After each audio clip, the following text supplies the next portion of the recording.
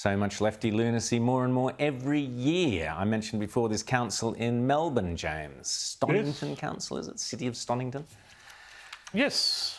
Well, you've got this council, and they have decided to do the whole war on Christmas thing. And instead of saying Merry Christmas, it's now Make Merry. Now, I don't know exactly what that's supposed to mean. That's a sentence fragment. It's a sentence fragment. It's a sentence fragment, it doesn't mean anything. And that's the whole point, because if you think about where all of this, the reason why I think the war on Christmas is such a redolent thing that captures the attention of so many people. It's not just about, Christmas and the holiday itself and what that's supposed to mean and different people's meaning of Christmas, but it is about the undermining, the kicking out the foundations of everything sort of shared in our society. Christmas used to be something, whether you were, secular or not, you could celebrate Christmas. You had different versions of it for everybody, but the point was that it was something that everybody could do. And, what I think the left really wants, not to overanalyze it, but that's what I do, I overanalyze things, is that... You only just noticed. I only just It's only taken you to the end of the year to notice. Very quick point. Is that when people don't have shared meanings, then they're atomized, and then therefore, the state can decide what it is that you believe in, and that's why you have so many people who get obsessed with whatever the current thing is, because there's not a shared thing. Liz? Yeah. Stonington literally said that they've done this to be more inclusive.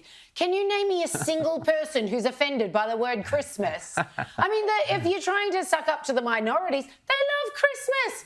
Most of them actually, and notice it's always okay to tell the majority to be the ones to, go out without your Christmas. We don't want to offend minority groups, but it's okay to offend the majority by getting rid of our cultural norms like Christmas. The other place that did this was a shopping centre called Pacific Werribee, and they just put up signs saying, Merry everything.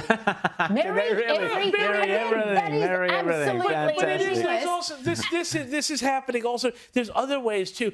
There is a council, Mossman Council, up in the north of Sydney, very posh, well-off council, where people are now saying, hey, Christmas lights could distract and upset nocturnal animals. Maybe let's not have our Christmas lights because it might, terrify the possums. The Mossman possum. Yeah, they're not getting their sleep. They're not getting their shut-eye. Anyway, at least at the shopping centre, the outcry was so big, they had to tear it down and then start putting it back. But that's a really important point you make there, Liz, because it is up to you, the people of Australia, mainstream Australia, out there in the shopping centre and all the rest, to say no to this woke garbage. It's only us who can do it. It's not just that they're woke, it's that they're joyless, and joyless people want everybody else to be just as joyless as they are.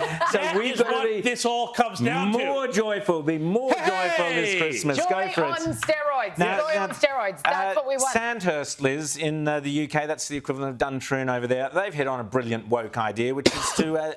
Well, tell us. Just make it easier to get in. If your academic standards aren't up to scratch, if you're obese, no, it's not quite that bad, but it doesn't matter anymore. Let's just lower our standards because they have an unprecedentedly bad recruitment crisis, not unlike here in Australia, where we've seen committee hearings being told exactly the same thing. We're not recruiting. We're not even replacing ourselves at the rate that people are leaving. So their suggestion is just like, we'll just lower the standards. More people can get in. I mean, this is the army. This is the officers' army. The leaders. You really want less talented people than we had before. The same thing might be applying to a Canadian fire truck company where I always say it's not about being diverse or inclusive or whatever. What's your priority? What's your number one priority? Well, here's the fire brigade in somewhere in Canada.